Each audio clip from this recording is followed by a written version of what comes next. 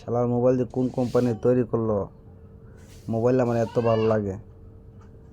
Mobile না চালাইলে খাওয়া দাওয়া কিছুই ভালো লাগে না, নিজের বউরও ভালো লাগে না। বউয়ের লগে আমি শুয়ে থাকি, বউ আমার লগে শুয়ে থাকে, তারপরেও মনে হয় যে মোবাইলটা বউর থেকে খুব গুরুত্ব। মোবাইলটাকে এত ভালো লাগে। মোবাইল কী দিয়ে বানাইছে? মোবাইলের ভিতরে এত স্বাদকে, মোবাইল তো সেই স্বাদ, খালি মধু আর মধু। মোবাইলে আমাকে জীবনের লাইফটা অর্ধেক কানা করে দিয়েছে। কিন্তু কানা হলে কী হয়েছে, আমার ফুসফুসা কলজা যেটা আছে ওইটা তো ভালো আছে।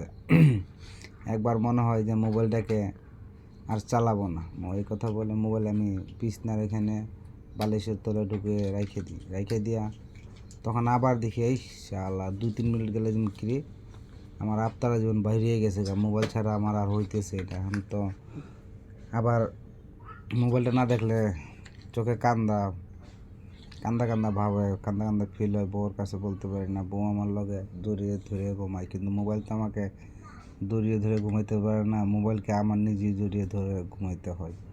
যতক্ষণ মোবাইলে চার্জ থাকে ততক্ষণ মোবাইল টিপার ইচ্ছে হয়।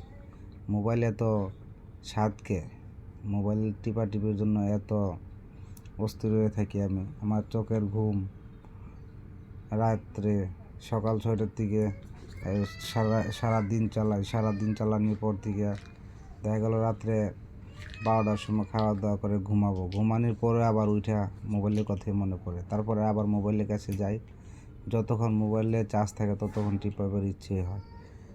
মোবাইল যে কী কোম্পানি বানাইলো, মোবাইলটা এত ভালো লাগে, নিজের বউর থেকেও বেশি ভালো লাগে। যে আমার সুখ দুঃখের সাথী, সব কিছুর মধ্যে আমাকে অনেক সাপোর্ট করে, তাকেও ভালো লাগে না।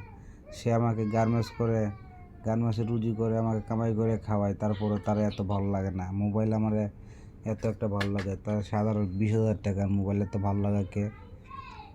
দর্শক ভাইয়েরা, আপনারা একটু কমেন্টে বলবেন মোবাইলের ভিতরে কী জাদু করে রাখছে মোবাইলের কোম্পানি। মোবাইল এত ভালো লাগে আমাদের কাছে, আমি আপনাদের কাছে জানতে চাই। আপনারা আবার একটু কমেন্ট করে বলবেন।